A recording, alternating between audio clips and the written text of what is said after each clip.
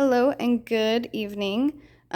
Today, I decided to do my final project and Supreme Court case on Ward versus Rock Against Racism.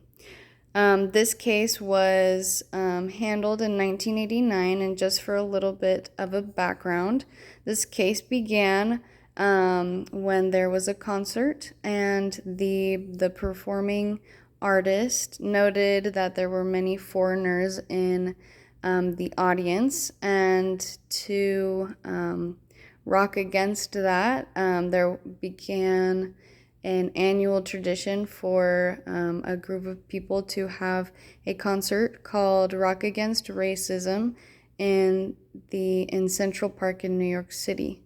However, these concerts were very loud, and the city received many complaints of noise by the local residents, and as a result, the concert performing artists for Rock Against Racism decided to sue because of the government and city's response. So let's go ahead and take a look at the facts.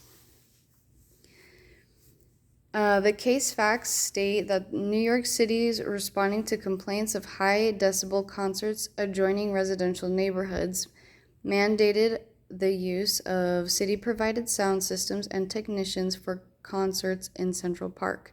Members of rock group claimed that the inability to use their own sound equipment and technicians in the concert in a public forum interfered with their First Amendment rights of expression.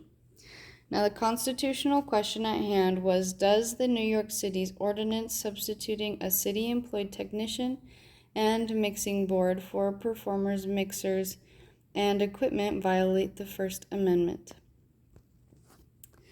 The majority opinion stated that in Ward versus Rock Against Humanity, the Supreme Court ruled that the New York City's officials could, in fact, control the volume of amplified music at rock concerts in Central Park without violating the First Amendment.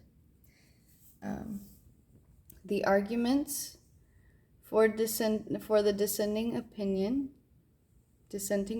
was the guideline leaves open ample alternative channels of communication, since it does not attempt to ban any particular manner or type of expression at a given place or time. Rather, it continues to permit expressive activity in the bandshell and has no effect on the quality or content of that expression beyond regulating the extent of amplification. That the city's volume limitations may reduce to some degree the potential audience for RAR's speech is of no consequence, since there has been no showing that the remaining avenues of communications are inadequate. As a result of this case, the Supreme Court's decision was that the court upheld the ordinance, giving broad difference to the government's interest in maintaining order. As long as the means chosen are not substantially broader than necessary to achieve the government's interest, a regulation will not be invalidated because a court concludes that the government's interest could be adequately served by some less speech-restrictive alternative. As an outcome, with the ruling of 6-3, the concerts continued annually, and the government and city were able to control the amplification of the music without violating the First Amendment or the participants' freedom of speech.